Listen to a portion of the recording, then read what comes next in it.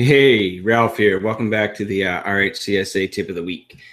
The tip we're going to talk about this week is the configuring the firewall. And in terms of the exam objectives, looking down here at the bottom here at managing security, it says configure firewall settings using firewall config, firewall CMD, or IPtables. Now, the Firewalld, which would be the what you would be managing with firewall config or firewall CMD, is the default firewall for RHEL 7. The IPtables you're still able to install. In fact, Firewalld uses IPtables along with NetFilter in order to do its packet filtering. But in terms of the IPtables service, that is not installed by default on most systems. So, and these are mutually exclusive services. So you're either going to run Firewalld or you're going to be running IPtables. And so, from my perspective, time is a discrete thing when you're taking these exams. And so if one or the other is already installed, then that's probably the direction to go. But we'll primarily concern ourselves with Firewalld in this particular tip of the week because it is the default, but I will show you how to at least get the IPtables services installed and a little bit in terms of configuration. All right, so let's go ahead and jump right in. I will say that probably the level of firewalling that you'll have to do will be mostly basic packet filtering, enabling services, and things like that. Probably won't get too complex or too deep in the RHCSA exam. There are certainly significantly more objectives associated with the firewall in the RHCE exam. But when I talk about Firewalld, I like to start with the graphical tool. It kind of allows us to see what's going on here. So I'm on my server desktop here. And if I go down here to Applications, Sundry, and then launch the Firewall tool. Now this would be firewall config, what they referenced in the objectives here. In fact, I'm gonna go ahead and full screen this, give us a little bit more real estate. Now, there's nothing wrong with this tool. It works perfectly fine. The graphical tool is a very viable option. The graphical tool with version 6 of Red Hat, had some issues, but this particular tool works perfectly fine. If you're going to use it, there is one thing that I would recommend that you do immediately when you open the tool. You'll see here that the default is to work on the runtime configuration. Obviously, changes that we make on our systems in the exam environment and generally in life, need to be persistent changes. And so anything you'd be making, any changes you'd be making to the runtime configuration would not be persistent, would not survive a reboot. So if you do select the option of using this tool, make sure that the first thing you do is you kick it over to the permanent rules. Now that's going to require me to log in. And you'll notice now that I am now working with the permanent configuration. Okay. So these rules or any changes that I affect at this point would be persistent. All right, so the way that Firewalld works generally is you have these zones, and I'll tell you in a little bit how to look up, the definitions of each of the zones. But when you have a packet coming into your system, so here we go, packet comes in. First thing that Firewalld is going to check is it's going to check the source address. Okay, so where did this packet come from? And again, we're dealing with a packet filter here. So the types of information that we're dealing with would be destination address, source port, destination port, protocol, TCP, UDP, ICMP. So it checks whether or not the source address is defined. Okay, if that source address is associated with a particular zone, then those rules get processed. Okay? From there, assuming that no source address is defined, then it would check the interface. Okay. So the next place it goes is it checks the interface. Is this interface associated with a particular zone and therefore a particular set of rules? So it looks at the interface. Okay. If neither the source address of the incoming data packet or the interface has been assigned to a particular zone, then everything gets processed by the default zone. Okay? So you have a default zone.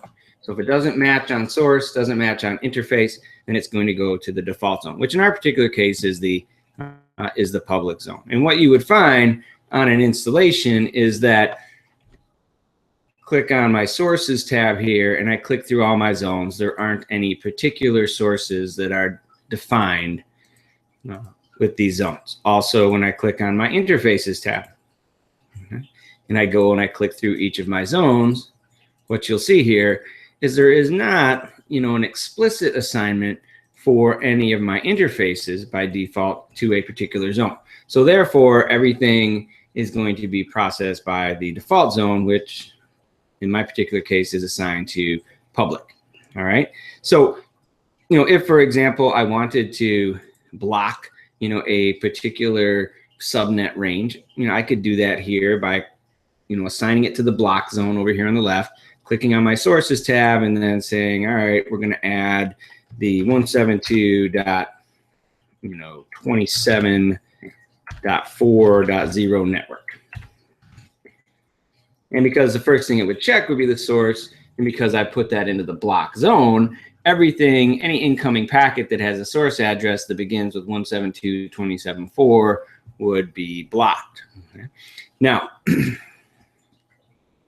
other things to talk about, if I want to enable a particular service, okay, so I come down here to my public zone because that's my default zone.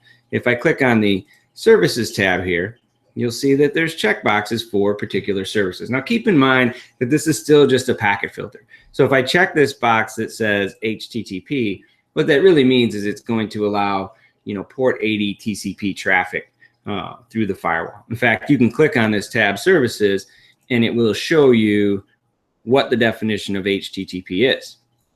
HTTP is port 80 TCP, no additional modules. Now, some of these services, for example, like the FTP service, do require the FTP connection tracking module, or NF contract FTP, as well as opening up the FTP listener port, port 21 for TCP. And you could come in here and you could actually, create your own services as well. You just simply click on the add button. But again, to enable a service here in the GUI, it's just a matter of checking the box. If you needed to enable a particular port or range of ports, you could click on ports here and then go ahead and click add. For example, if I wanted to add the SMTP port, no, let's do syslog. So I'll say add,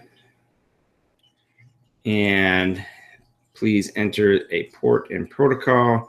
So 514 TCP. Obviously, syslog can also run on UDP as well, but that opens up the TCP port for syslog. Masquerading is enabling, whoops, made a change. Gonna prompt me for a login here. Masquerading is enabling NAT. You'll notice that if I click on the external zone, that's your external interface on a device that's routing, and so the masquerading is automatically turned on. You can create port forwarding rules. ICMP filter, this would be like your ping traffic, source quench, things like that. This is a filter. So in order to block it, you check the box. So that's the opposite of the service, right? Service, you check the box to allow it. In a filter, you check the box to filter it. We also have rich rules, but you won't have to get into that, on the RHCSA exam. You have to wait till you dive into the RHCE for that particular topic. So again, packet comes in, checks the source, whether or not the source address is assigned to a zone, then it checks whether or not the interface it came in on is assigned to a zone. If not, everything goes to the default. Okay. All right. And again, there's nothing, this tool works perfectly fine, the graphical tool, though, typically, I probably wouldn't choose this as my tool for the exam. I'll go ahead and go to my reload firewall option here so that my rules take effect. And then I'll go ahead and close the utility. All right, so let's take a look at this from a command line configuration. So what I have here, go ahead and full screen this.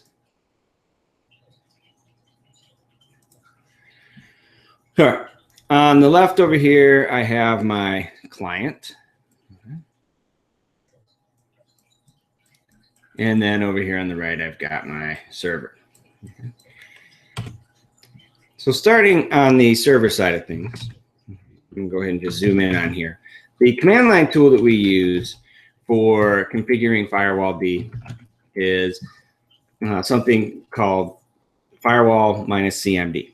And so if I, again, I'm root here. So if I say Firewall -CMD, and there is a number of predefined completion options. So in terms of command completion inside of this tool, it will pretty much expose everything that you would need to know how to do. Now, so if I do a -- here and then just press tab twice, you'll see I get a list of the different things that I can do with Firewall CMD.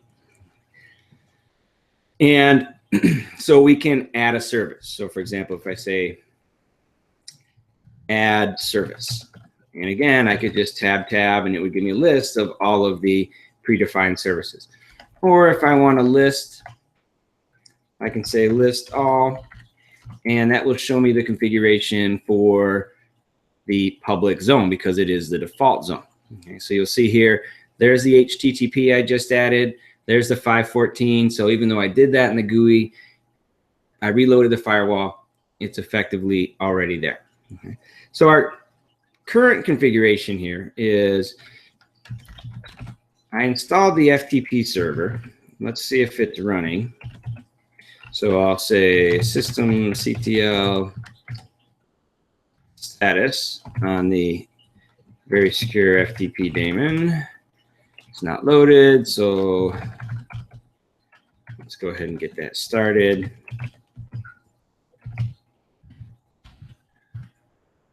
Let's go ahead and check the status. It's running. If we do an LSOF on -I for port 21, we see that the very secure FTP daemon is in fact running. Now, if we come back to our client and we try to FTP to server 0, you get no route to host. So it's listening on the port, running, but when we try to access it across the network, we run in this situation where we can't connect, and this is, a firewall issue. So when you're configuring the firewall, one of the things that, again, remember that everything that we do here really has to be persistent.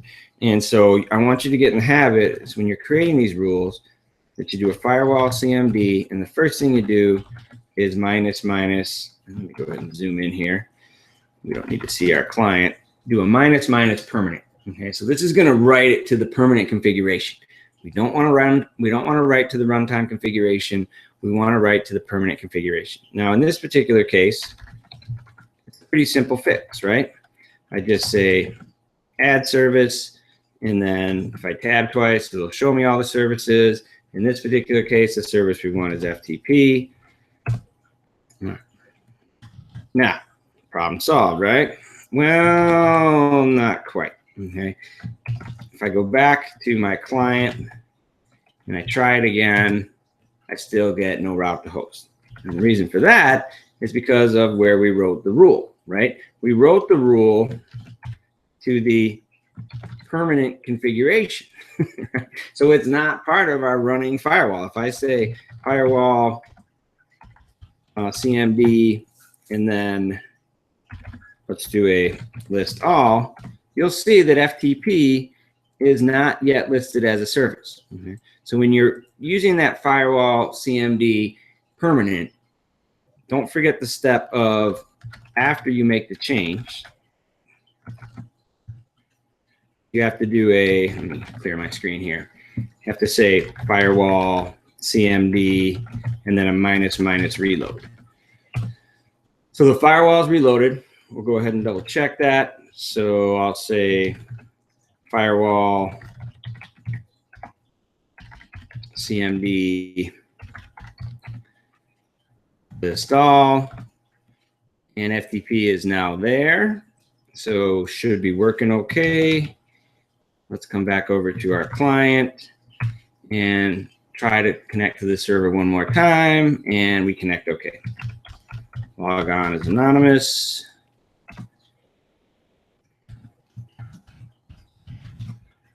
And if I do an ls, there I see my pub directory. If I change directories in the pub, there I see my hello file, and I could go get that file. Hey, everything seems to be working fine. Okay. All right, so back over here to the server. A couple more things about Firewalld before we close the book in terms of pulling up the appropriate man pages. Man minus K for Firewalld. Oh. As usual, spelling counts. Okay, so a number of different man pages. So for example, if you wanted to learn about your zones, so I say man minus man firewalld dot zones. And then it'll tell you, what is the default behavior for drop or block or public or external. So again, if we've got the block zone, which will reject packets with an ICMP host prohibited. So that's the block zone. So if we wanted to, let's say, for example, make a change. Come down my screen a little bit here. If I say Firewall CMD, and let's say that we want to block all traffic from a particular source. Well, what do we want to do here? Well, we want to add a source. Okay, so I'll say add source, and source equals 172.30.50.0/24. And we want to assign them to a zone. Okay, so again, looking at my options here, there's a minus zone option. Okay, so we say minus zone equals block. And again, we want to make that a permanent rule, right? So let's come back here and include the permanent option.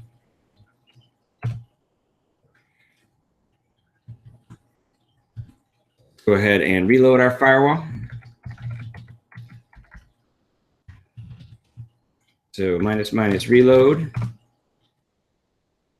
And let's take a peek. So we say firewall CMD, and then list all zone equals block. And there we see that the source address that we just added, as well as the one that we added in the GUI, appear in the block zone. So that's configuration of Firewalld. Remember, you can use tab completion to help you significantly as you're going through the configuration. The GUI tool is available. As I said before, I mean, what you're probably going to be asked to do, is pretty basic packet filtering, allowing and blocking for particular source addresses or, protocols or ports. If you need to add a, just a simple add of a port, for example, I say firewall CMD, and then if I say add port, then you could do like 514 UDP. Again, get in that habit of making permanent changes and then reloading. If you don't specify a zone when you create the rule, it's just going to go ahead and put it in the default zone. So now if I do a firewall CMD reload, and then a Firewall CMD list all, then we should now see 514 UDP, which I added the command line, and also 514 TCP, which I had previously added at the GUI. All right, so that's Firewalld. Okay. And Firewalld uses NetFilter and IPtables. So what you'll see here on the system that's using Firewalld, that if I do an RPM -Q on IPtables, IPtables is installed. If I do an IPtables -L, there are IPtables created on this system. Again, because Firewalld utilizes IPtables. Okay. But if I want to actually run the IPtable service, or to configure my firewall in the the more traditional way, the way you would do it with RHEL 6 and things like that. If I do a yum list for IPtables star here, you'll see here that there is another package that I'm going to need. Specifically, I'm going to need this IPtables services package. Okay. So when I install, and actually I'll show you. So if I go out to etc sysconfig listing, you'll see there's an IPtables config file, but there is no IPtables or IP6 tables file. Now I'm going to go ahead and do a yum install. So I'm going to install the IPtables service. So IPtables services.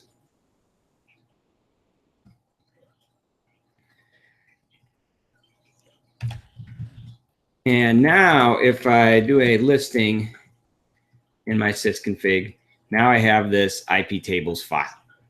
Now keep in mind that Firewalld and IPtables are mutually exclusive. So if I'm going to use the IPtable service, I better shut down Firewalld. So system control stop,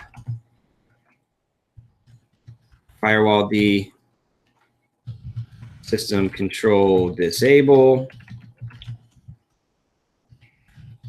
Firewalld, and you might want to go an extra step and say systemctl mask Firewalld.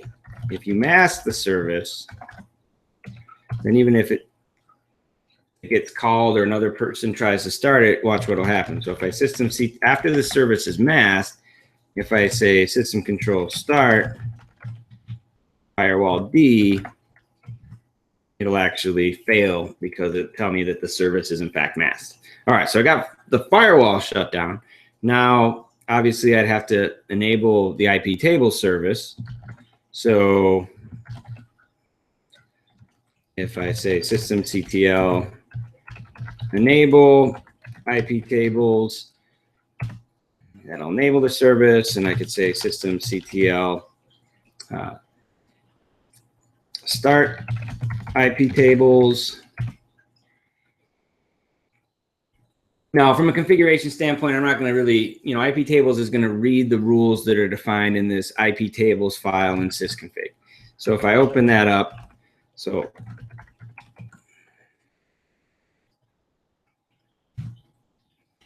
these are the rules for IPtables. So pop quick out to a shell for a second. If I do an IPtables -L, you'll see that basically everything is blocked except it's going to accept inbound connections from SSH, and that's reflected in the rules that we're looking at here, right? So here's the one rule that allows SSH traffic. Everything else, if we initiate it, so everything that we've initiated, related, established, that's accepted. We accept ICMP for allowing ping. We accept traffic to ourselves on the loopback. We accept SSH, and then we reject everything else. So I could copy this line, and just to do like a simple change, if I change this to, port 80, so that'll add a rule to allow TCP port 80. So if I was running like a web server, and then If I save out that change, and then I say systemctl restart IPtables, and then I rerun my IPtables -L, you'll see that I have two rules now. One that allows SSH and one that allows HTTP. Again, you know, Firewalld is probably going to be your more efficient option, though they wanted to, I think that the reason they said or IPtables is because they didn't want to discredit the fact that you had a lot of IPtables experience. It's a practicum exam and it's a packet filter. And as long as it works and does the job, then, you know, you should be good to go. So that's Firewalld and IPtables. Again, I think that it'll probably be fairly basic in terms of the configuration that they ask you to do. Hopefully that helped, and we'll see you again.